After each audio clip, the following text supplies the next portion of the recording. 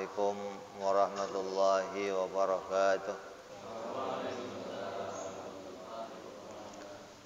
Al-Fatihah ila ruhi Sayyidina Habibina Syafi'ina Rasulillah Sayyidina Muhammad ibn Abdullah sallallahu alaihi wa ala alihi wa sahbihi wa azwajihi wa dzurriyyatihi anna Allah yu'ali darajatihim bil jannah wa yanfa'una bi asrarihim wa anwarihim wa ulumihim wa nafahatihim wa barakatihim في الدين والدنيا والآخرة ويجعلون من حزبهم ويرزقون محبتهم ويتوافون على ملتهم ويأشرون في زمرتهم بالعافية وسلامة لهم الفاتحة أعوذ بالله من الشيطان الرجيم بسم الله الرحمن الرحيم الحمد لله رب العالمين الرحمن الرحيم مالك يوم الدين إياك نعبد وإياك نستعين اهدنا الصراط المستقيم صراط الذين أنعمت عليهم غير المغضوب عليهم ولا الضالين آمين بسم الله الرحمن الرحيم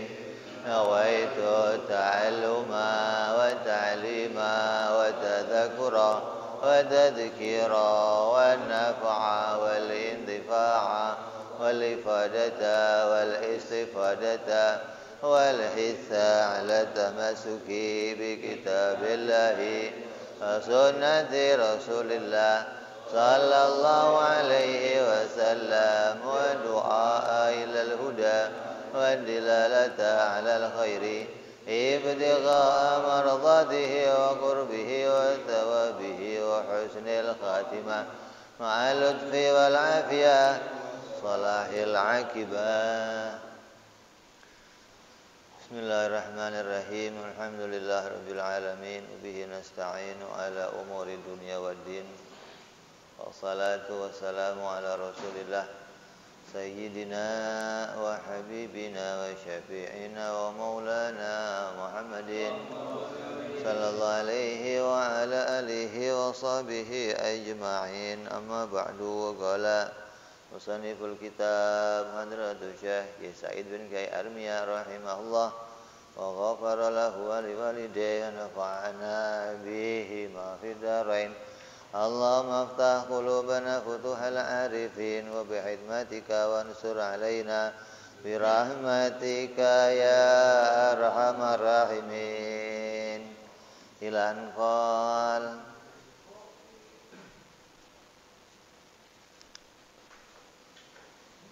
masih pembahasan makna syahadat. Syahadat Rasul. Kemarin syahadat tauhid. Jadi di dalam isinya syahadat kita diperintahkan oleh Allah Subhanahu wa taala untuk mengucapkan dua kalimat syahadat ketika mau masuk agama Islam. Di dalam syahadat ada persaksian, artinya dituntut kita untuk mempunyai kesaksian tentang ketuhanannya Allah. Apa yang disaksikan? Yang disaksikan adalah sifat-sifat Allah atau mu'taqad yang 50. Dengan apa menyaksikannya? Dengan hati. Maka kesaksian tentang sifat-sifat Allah itu membawa kita sampai pada keyakinan. Nah, agama tidak mencukupkan kita cuman yakin, tapi agama juga menuntut kita punya bukti, bukan cuman yakin gitu. Kalau modalnya cuman yakin, ada satu perintah yang belum kita kerjakan, yaitu perintah mencari dalil, perintah mencari bukti. Karena keyakinan itu harus disertai dengan bukti. Artinya kita betul-betul menjadi orang yang membenarkan, bukan ikut-ikut benernya orang lain, bukan ikut-ikut pendapatnya orang lain, tapi betul-betul kita membenarkan apa yang disampaikan oleh Nabi Muhammad SAW,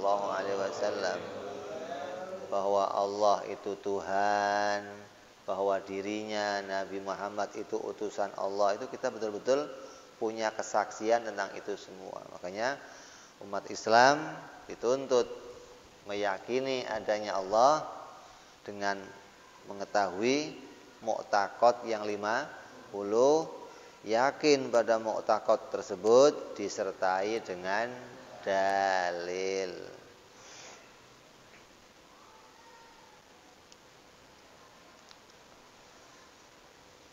Makanya kesaksian ini penting. Jangan sampai kita salah di dalam kesaksian ini. Dikatakan oleh Imam Al-Hasan, cucunya Rasulullah Sallallahu Alaihi Wasallam, siapa orangnya yang berkata, jika saya mau maka saya bisa melakukan hal tersebut. Jika saya tidak mau maka saya tidak melakukannya. Orang yang mengatakan perkataan seperti ini, maka dikatakan oleh Imam Hasan sebagai orang yang membuat kebohongan tentang Allah. Dia telah berbohong tentang Allah. Ada nggak orang ngomong begitu? Saya punya uang banyak, terus saya ngomong, kalau saya mau saya bisa pergi haji bolak-balik. Saya kan nggak mau aja. Ada yang begitu ada? Kalau saya mau saya bisa bikin rumah yang gede, tapi kan saya nggak mau. Maka saya rumah yang kecil-kecil aja lah, sederhana. Itu ngomong begitu itu dusta, pendusta itu orang itu. Kalau sampai keyakinan bisa syirik. Kalau diucapkan pendusta. Kenapa? Yang terjadi itu bukan atas mau kamu. Masya Allahu kana wa man lam yasha lam yakun. Masya Allahu kana. Apa yang terjadi itu atas maunya Allah. Dan yang tidak terjadi itu ya tidak dimaui oleh Allah. Kalau ada orang ngomong, kalau saya mau itu bisa terjadi. Kamu bohong berarti. Itu omongannya Allah, mestinya bukan kamu yang ngomong. Nah, ini ngomongnya aja dosa, coba. Ngomongnya aja dosa. Menganggap sesuatu yang terjadi itu atas maunya dirinya. Bukan yang terjadi itu atas maunya Allah. Makanya nggak boleh ngomong begitu kamu. Nah, kalau orang punya kesaksian tentang Allah, ya nggak berani ngomong begitu. Yang diomong pasti insya Allah semua. Artinya ketika dia punya kemauan, maka kemauannya disandarkan pada ya ini insya Allah. Kalau Allah memaui, ini bisa terjadi. Saya ini punya uang banyak, kalau Allah mau mah saya bisa umroh bolak-balik, tapi nggak tahu nih, belum terjadi aja nih. Jadi bukan terus ini nggak terjadi karena saya nggak mau, kalau saya mau bisa aja. Wah. Sama aja kayak kiai. Saya mah bisa aja ceramah di sini 2 jam, cuman kan ini saya lihat kesian. Boro-boro ceramah semenit aja lu, kalau nggak serak. Kadang lupa diri bahwa dia mampu memperpanjang sesuatu, mampu melakukan sesuatu, itu bukan dari dirinya sendiri. Nah, ini kesaksian ini harus kita miliki, begitu loh. Setiap anaknya orang Islam, setiap orang Islam harus punya kesaksian bahwa Masya Allahu kana wa ma lam yasha lam yakun. Apa yang terjadi itu atas maunya Allah, yang tidak terjadi itu berarti tidak dimaui oleh Allah, begitu. Kamu punya kemauan kuat untuk apapun, Kemauan kamu itu tidak bisa memunculkan sesuatu kalau nggak cocok sama maunya Allah. Jadi yang terjadi itu maunya Allah, bukan maunya kita, bukan. Kita berkumpul bersama-sama untuk melakukan sesuatu, kalau Allah nggak menjadikan kebaikan di situ, maka tidak akan terjadi sesuatu apapun. Walaupun kita semua memaksakan, kita semua punya kemauan untuk itu. Nah, ini kesaksian yang harus disaksikan oleh tiap-tiap orang Islam. Kalau kamu nggak nyaksin ini berarti kamu gagal paham. Orang yang bisa menyaksikan la syarikalah, tidak ada sekutu bagi Allah. Maka orang yang bisa mengatakan seperti itu, dia harus bisa menyaksikan bahwa kalau ada dua Tuhan, maka dunia ini akan hancur. Kalau kamu nggak menemukan arah hancurnya, berarti kamu masih gagal paham. Coba, kalau Tuhan dua atau tiga, dunia ini akan kok bisa? Hah? Kok bisa? Kalau Tuhan itu dua, dunia ini hancur. Hancurnya kenapa itu? Hah? Kenapa? Berantem. Atau perang. Kalau nggak perang apa? Berkawan. Cuma dua doang. Kalau nggak perang, berkawan gitu loh. Lah ya, berkawan itu saling bantu membantu namanya. Jadi orang yang punya kekuatan sama, itu yang terjadi kalau nggak bersekutu, berkoalisi atau bermusuhan. Amerika bersekutu sama Soviet, bersekutu sama ini, berkawan ini saling. Kenapa? Sama-sama kekuatannya punya. Nih, kalau kita bersekutu akan lebih kuat lagi. Ayo kita kumpul. Nah, kalau ada dua Tuhan, maka dunia ini akan hancur. Kamu harus nemu arah hancurnya. Apa gambarannya? Ya gambarannya kayak mobil aja, kalau yang ngatur nyupir dua, mobilnya rusak. Negara lah. Kalau yang ngatur satu Pak Jokowi aja ya beres. Tapi kalau sini ngatur, waduh, yang ada presiden pusing. Hancur semuanya, rusak.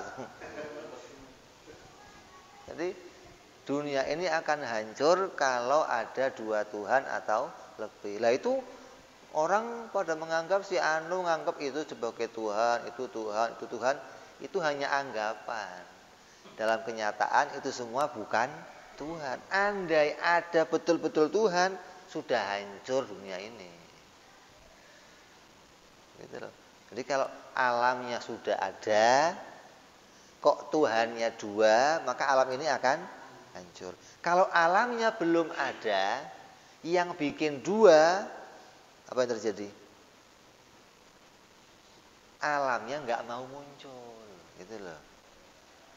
Karena alam itu hanya mau dimunculkan sama satu Tuhan dan mau diatur sama satu Tuhan.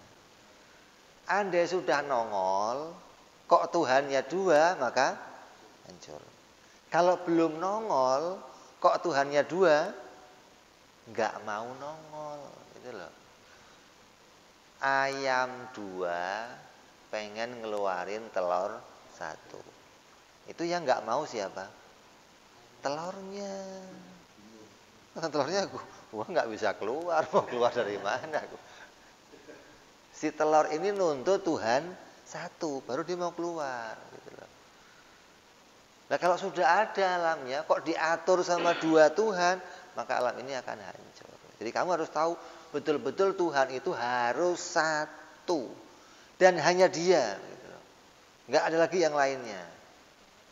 Hingga ketika kamu menyaksikan, aku bersaksi Allah itu Tuhan, kesaksian kamu betul-betul sebuah kesaksian yang kamu sertai dengan ilmu pengetahuan, kamu sertai dengan dalil, gitu loh, mengetahui aqaid yang 50, betul-betul kamu mengakui nggak ada lagi yang lain, nggak ada. Kalau kamu nggak sampai pada pengakuan ini, maka yang ada dalam hati kamu setidaknya dipenuhi kemaksiatan. Ngomongnya aja maksiat. Oh, kalau saya mau, saya bisa makannya beli pizza, beli ini. Kan saya nggak mau aja. Lu nggak gabrak duit ini mau beli macam-macam.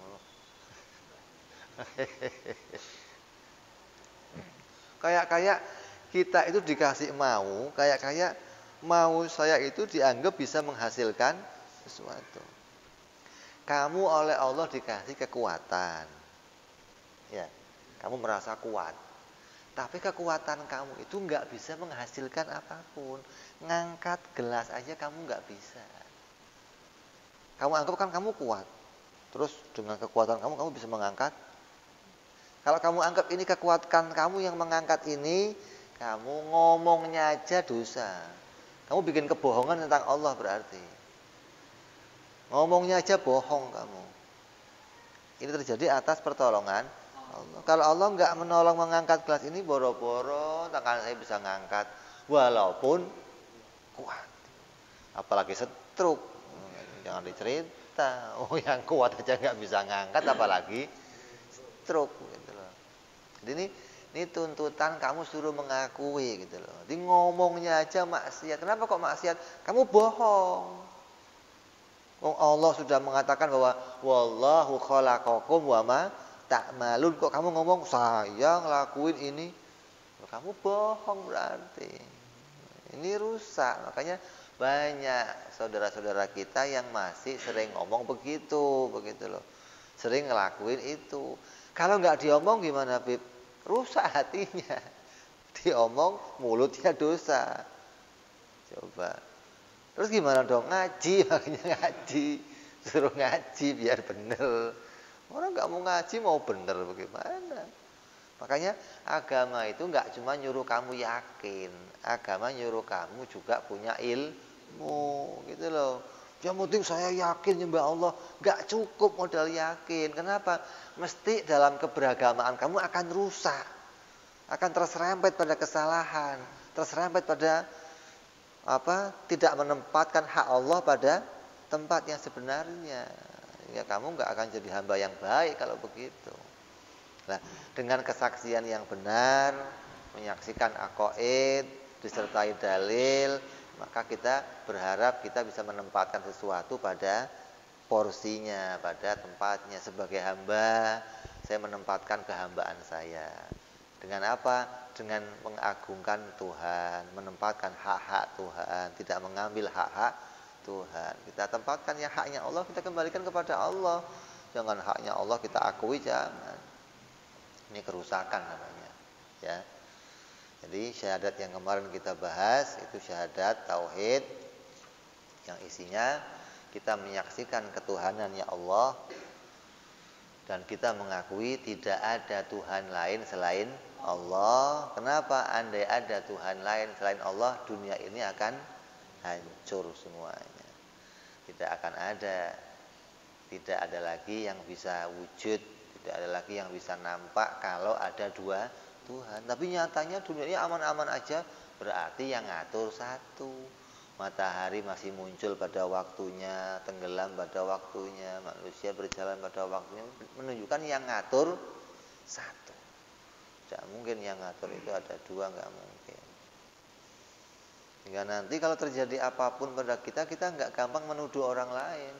Saya sakit, saya terpuruk kerjaan, saya dipecat, saya dalam kondisi low, dalam keadaan, semuanya akan dinisbatkan kepada Allah Subhanahu wa ta'ala. Kamu nggak akan pernah suudzon sama orang, nuduh orang, mengatakan, si anu perbuatannya si anu. Kalau kamu sendiri sudah mengakui saya tidak bisa melakukan sesuatu, orang lain juga begitu, gitu loh.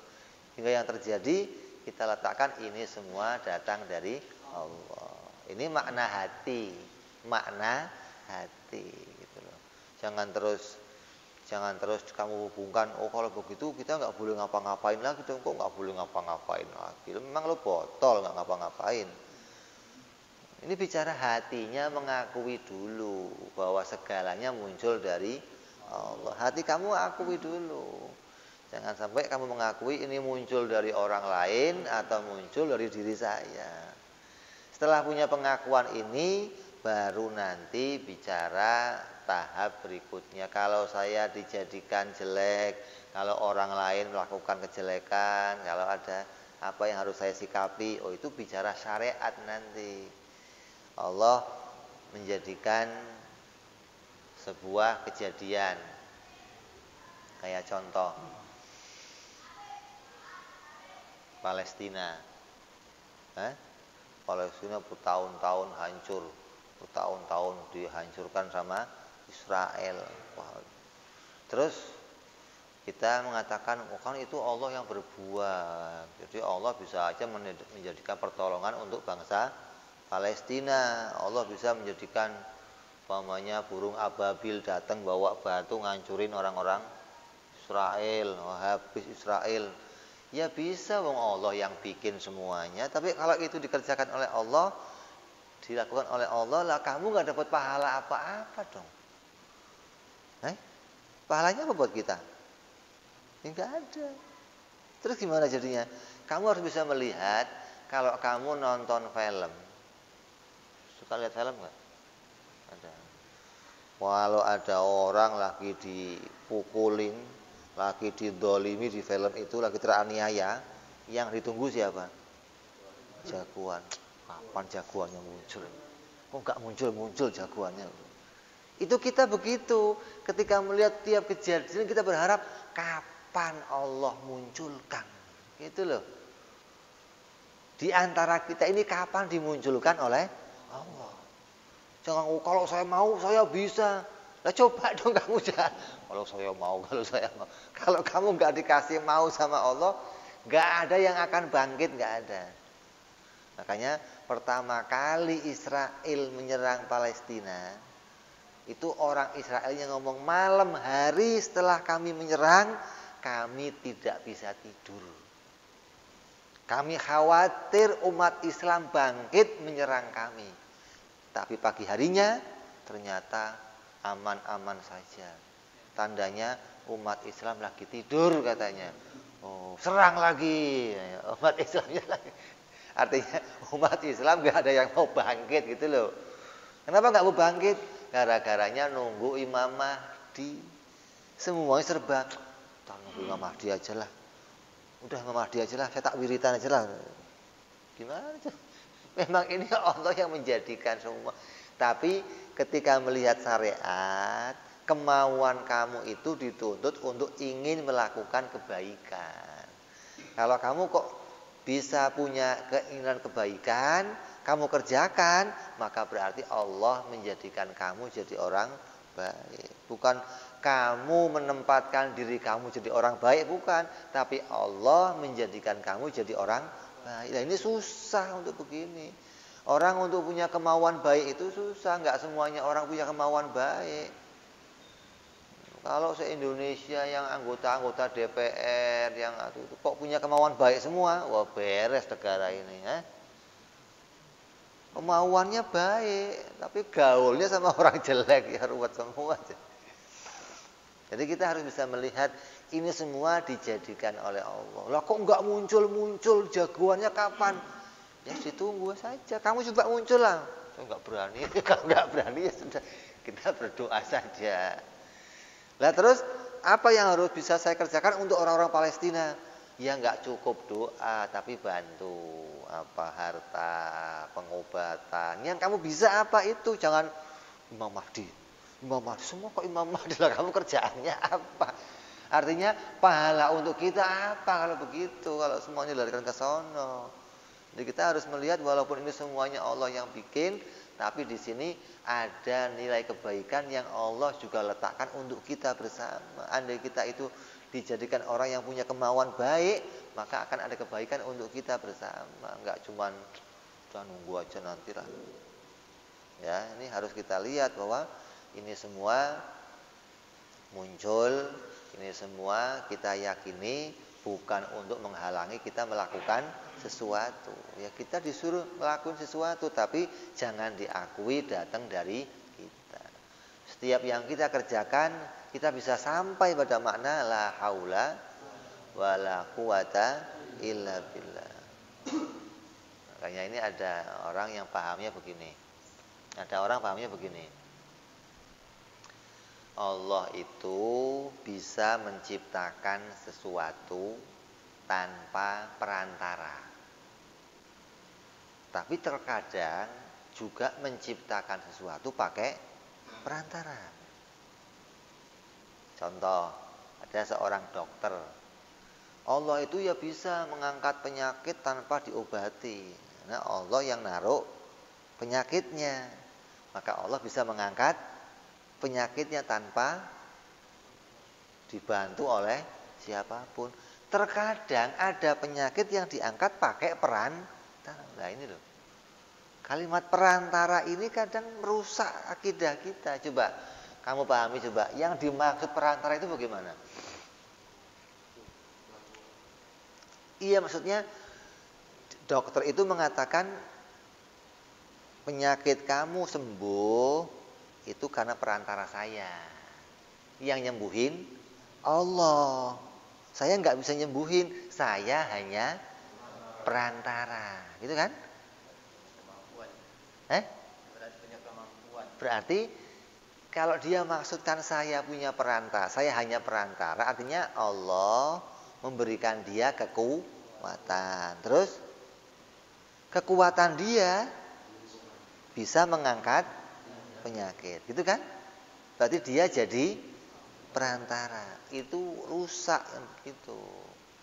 Kamu bohong tentang Allah berarti. Allah tidak pernah menitipkan kekuatan pada siapapun. Allah nggak butuh perantara. Sekarang kita luruskan paham kita begini namanya. Kamu diberi kekuatan, umpama ini, untuk bisa ngangkat penyakit. Terus Allah nggak mau penyakit itu terangkat. Bisa kamu angkat nggak? Nggak bisa. Berarti kekuatan kamu nggak ada gunanya kan?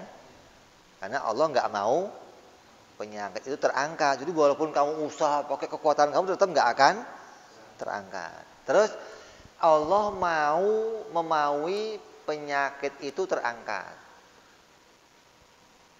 Yang mengangkat itu Allah apa kekuatan yang ada pada diri kamu? Kalau yang ngangkat itu Allah, berarti kekuatan kamu juga nggak ada gunanya.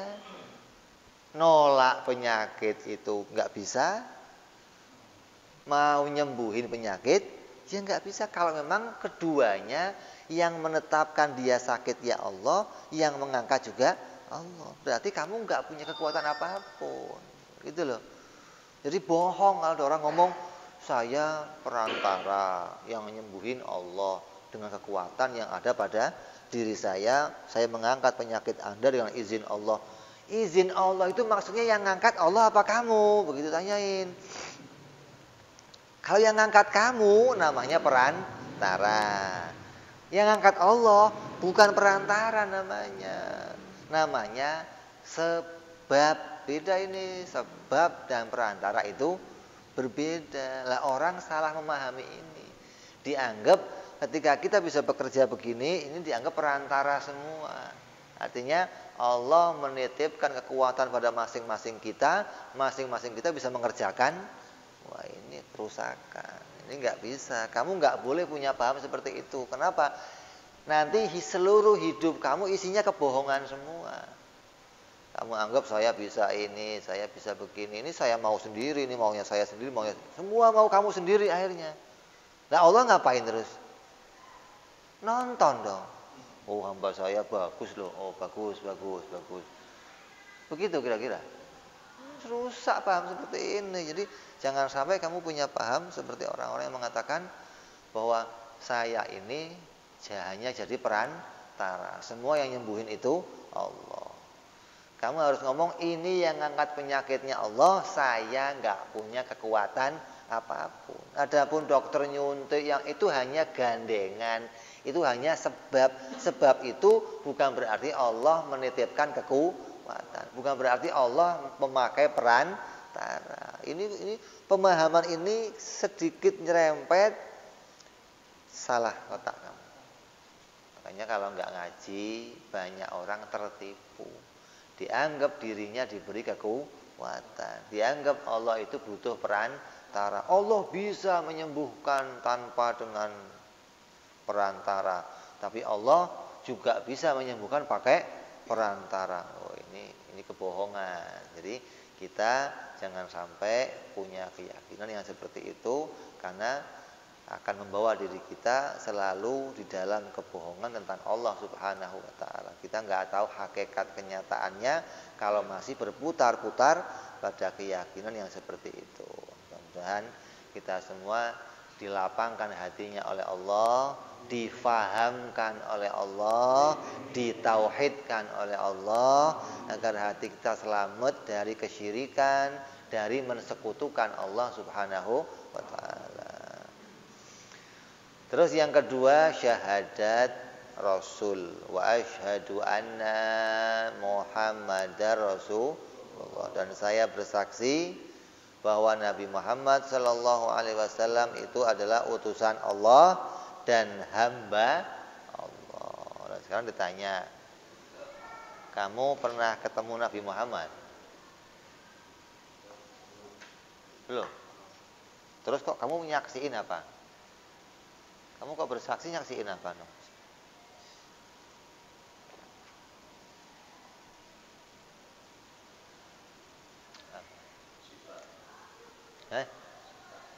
Iya sih,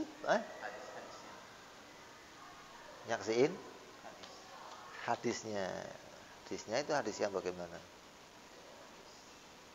Ya, maksudnya hadisnya itu menyaksikan omongannya Nabi gitu kan. Hadis kan kalamnya Nabi. Saya belum pernah ketemu Nabi. Saya hanya ketemu surat-suratnya. Hadis, Quran. Terus saya menyaksikan yang bawa surat ini pasti utusan Allah. Itu yang disaksikan apanya? Apa di tulisan itu ada petunjuknya? Atau kamu dengar dari orang lain kalau yang bawa tulisan ini utusan Allah? Atau kamu bersaksi sendiri? Kamu ikut-ikutan pendapatnya orang lain.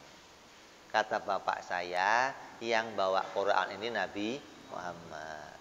Kata guru saya, yang bawa hadis ini Nabi Muhammad. Sementara kamu nggak punya kesaksian sendiri bahwa Nabi Muhammad itu betul-betul utusan Allah. Lah sekarang kamu dituntut. Kalau kamu sudah berani, saya bersaksi bahwa Nabi Muhammad itu utusan Allah, kamu dituntut punya kesaksian, gitu loh. Kalau kamu nggak punya kesaksian, berarti kamu bohong. Kamu ngomong Nabi Muhammad itu sebagai utusan Allah, tapi nggak punya kesaksian apapun. Apa yang harus kita saksikan? Yang harus kamu saksikan ya aqaid ini, sifat-sifat yang ada pada seorang utusan. Apa seorang utusan itu? Oh, seorang utusan itu sifatnya ya harus benar. Nggak boleh utusan itu berbohong, nggak boleh. Utusan itu harus menyampaikan. Utusan harus amanat. Utusan harus pinter. Nah, kesaksian ini, semua sifat-sifat ini kita saksikan sebagai bentuk mengakui dia seorang utusan. Jadi kalau kamu mengakui dia itu utusan, kamu harus menyaksikan 4 keadaan ini, gitu loh.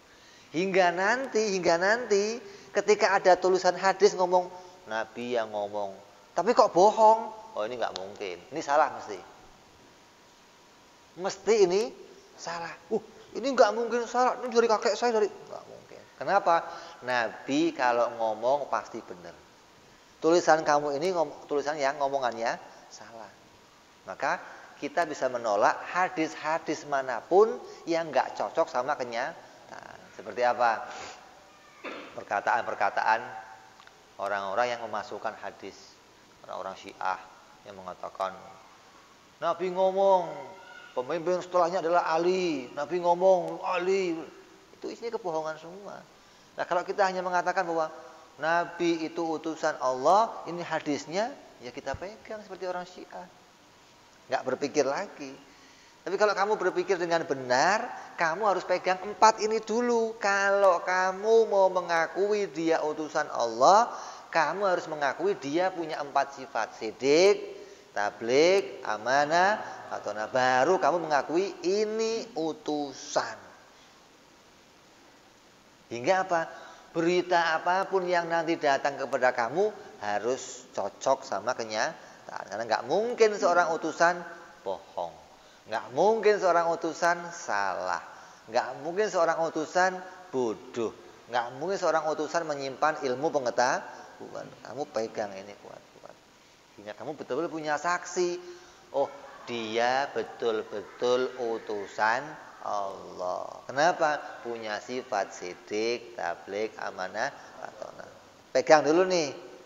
Udah kamu pegang, terus dibuktikan. Apa buktinya kalau Nabi punya sifat ini? Lah kita cek aja. Apa diceknya? Sejak Nabi lahir sampai usia 40 itu belum ada hukum. Ada nggak hukum?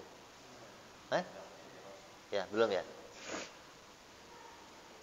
Sejak 40 sampai 63 baru terjadi hukum.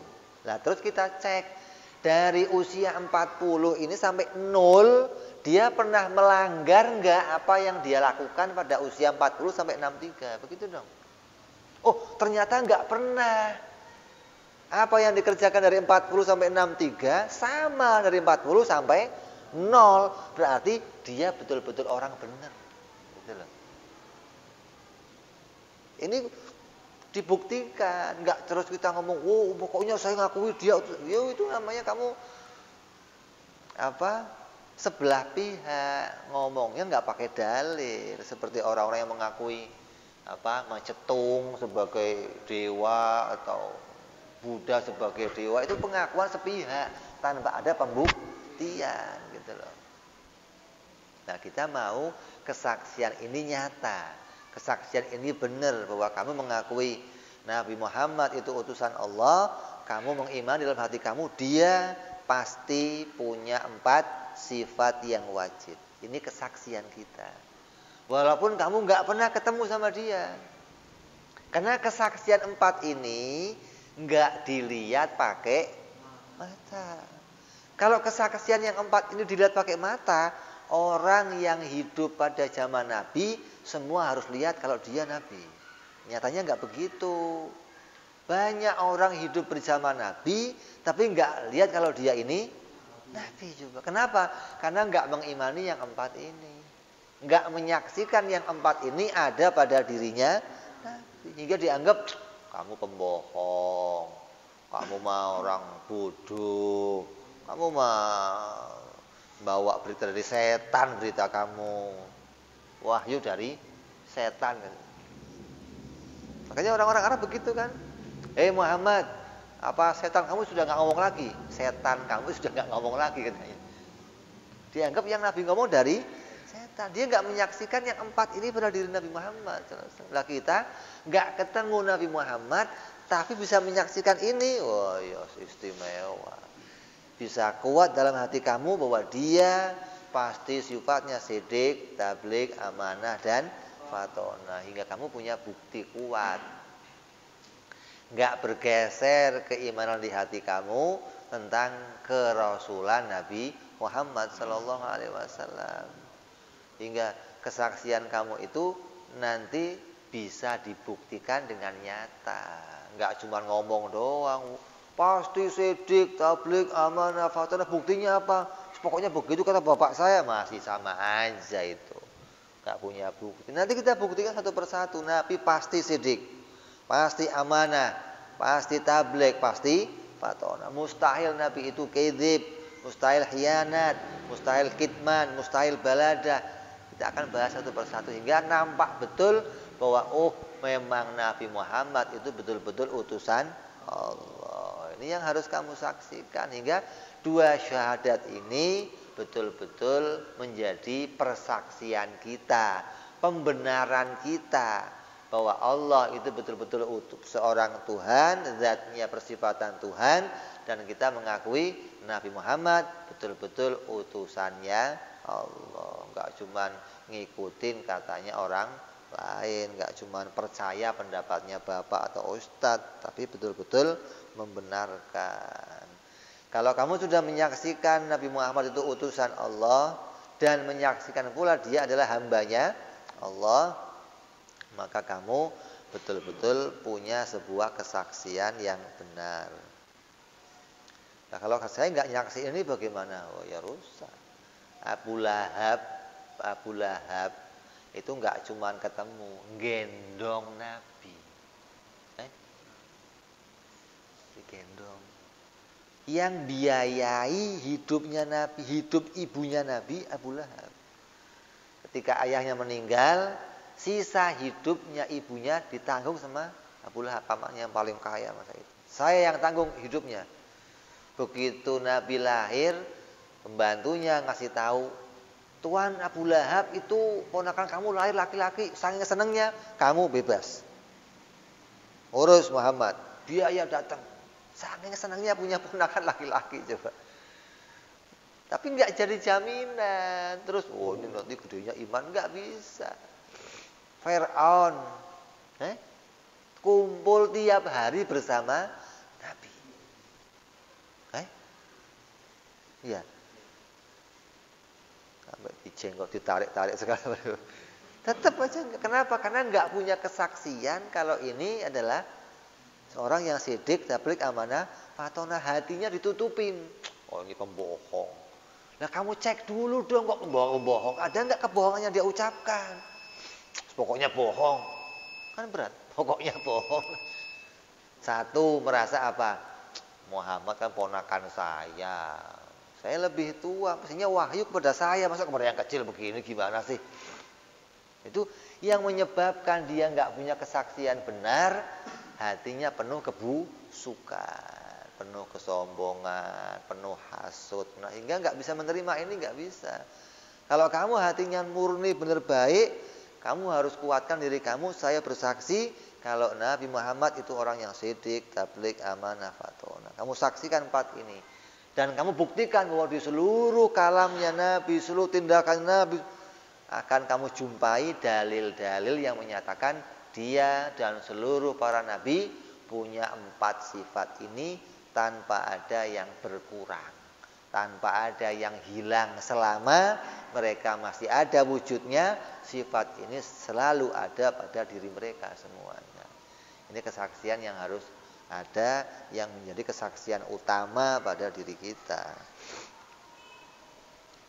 Kemudian setelah kamu menyaksikan itu, baru menyaksikan perkara-perkara yang lainnya yang juga kamu diwajibkan untuk tahu. Apa itu? Seperti diantaranya kamu harus tahu Nabi Muhammad itu seorang laki-laki. Karena nggak mungkin perempuan jadi Nabi, kecuali Lia Edan. Kalau nggak Lia Edan ya nggak ada. Ada dulu setelahnya Musailama Al-Kadzab, ada seorang perempuan ngaku jadi Nabi. Alasan dia apa? Quran mengatakan bahwa aku adalah Nabi terakhir dari bangsa laki-laki. Kan perempuan belum ada kan? Saya yang terakhir perempuan. Saya yang terakhir perempuan. Jadi Quran itu dicari celahnya apa ini? Oh, Nabi terakhir laki-laki, saya perempuan. Nabi itu nggak mungkin perempuan, kok kamu Nabi perempuan bagaimana? Ditolak. Harus Nabi seorang laki-laki. Walaupun perempuan itu kedatangan malaikat Jibril sekalipun, tetap nggak bisa jadi Nabi. Padahal seseorang yang kedatangan malaikat Jibril mesti Nabi. Kalau dia laki-laki. Kalau perempuan maka nggak bisa jadi Nabi. Ada nggak yang kedatangan? Banyak. Siti Maryam, ibunya Nabi Musa, Sri Asia. Ini banyak ini orang-orang yang kedatangan malaikat Jibril. Tapi ketika dia bukan laki-laki, maka dia nggak bisa jadi Nabi. Terus Nabi Adam itu, para nabi itu semuanya adalah anak cucu dari Nabi Adam. Adam. Termasuk Nabi kita Muhammad SAW, maka dia juga anak cucu Nabi Adam. Jadi nggak ada seorang nabi yang nggak lahir dari Nabi Adam, nggak ada. Semua manusia pasti anak cucu Nabi Adam. Kalau ada manusia nggak lahir dari Nabi Adam, namanya apa? Namanya manusia jadi-jadian. Ada nggak? Siapa?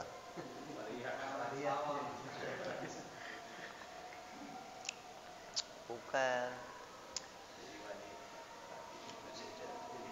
Manusia jadi-jadian contohnya malaikat Jibril yang nyamar jadi manusia.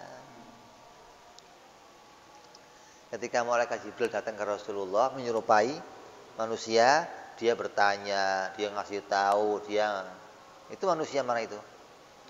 Jadi-jadian, kenapa? Bukan anak cucu Nabi Adam. Kalau manusia asli harus anak cucu Nabi Adam. Itu loh manusia jadi-jadian. Atau jin yang nyerupain manusia. Sering itu jin nyerupain manusia, sering. Hingga itu disebut namanya manusia jadi-jadian. Kalau manusia asli pasti anak cucu Nabi Adam. Ayahnya Nabi Muhammad SAW adalah Sayyid Abdullah. Ini tandanya kita juga harus tahu, di samping tahu aqaid tentang kenabian, aqaid yang 9, yaitu sifat yang wajib 4, yang mustahil 4, yang jaiz 1, jumlahnya ada 9. Ini harus kita imani, itu yang kita saksikan tentang kenabian Nabi Muhammad dan semua nabi-nabi sampai Nabi Adam. Dan kamu harus tahu pula nasab-nasab mereka. Apa yang paling penting? Bahwa nasab mereka, anak kakek-kakek mereka tidak ada satupun di antara mereka yang kafir, gitu loh. Tidak ada satupun para nabi lahir dari bapak orang kafir, nggak ada. Jangan sampai kamu menemukan paham yang seperti itu. Dari cerita-cerita ini, Nabi Ibrahim bapaknya penyembah berhala, rusak, nggak ada. Semua orang tua Nabi Muslim, semua orang tua Nabi beriman. Apalagi kamu dengar kata-katanya Yazid Jawas itu, kata-katanya siapa? Orang-orang Piranda, orang tua Nabi di neraka. Itu begoknya sudah super begok itu, Gimana? Qurannya jelas, hadisnya jelas, kok masih mengatakan orang tua Nabi masuk neraka? Ini pikirannya bagaimana? Nggak ngerti kita. Jalan pikirannya itu apa begitu? Kemuliaan Nabi di mana nggak dijaga, nggak ada kehormatan pada seorang Nabi. Di mana Allah memuliakan Nabi. Wa innaka la'ala khuluqin adzim. Begitu banyak pujian-pujian Allah pada Nabi, malah dia menghinakan orang Nabi. Ini rusak orang-orang begitu.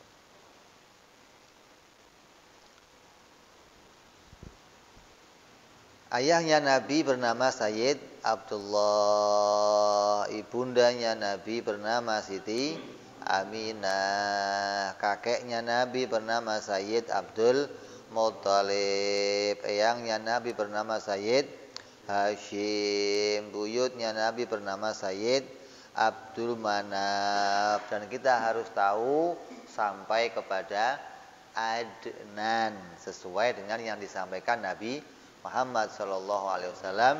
Nabi pernah menyampaikan, menyebutkan nama-nama kakek-kakeknya sampai kepada Sayyid Adnan. Kalau ada yang hafal sampai Nabi Ibrahim, gimana Bib? Hukumnya makruh. Jadi cukup sampai Sayyidina Adnan, nggak usah ditambahin lagi walaupun kamu tahu. Adnan bin Fulan sampai kepada Nabi Ismail bin Ibrahim, tetap hukumnya makruh. Apalagi ditambahin sampai Nabi Adam. Contohnya siapa? Hadi Hidayat. Dan banyak lagi.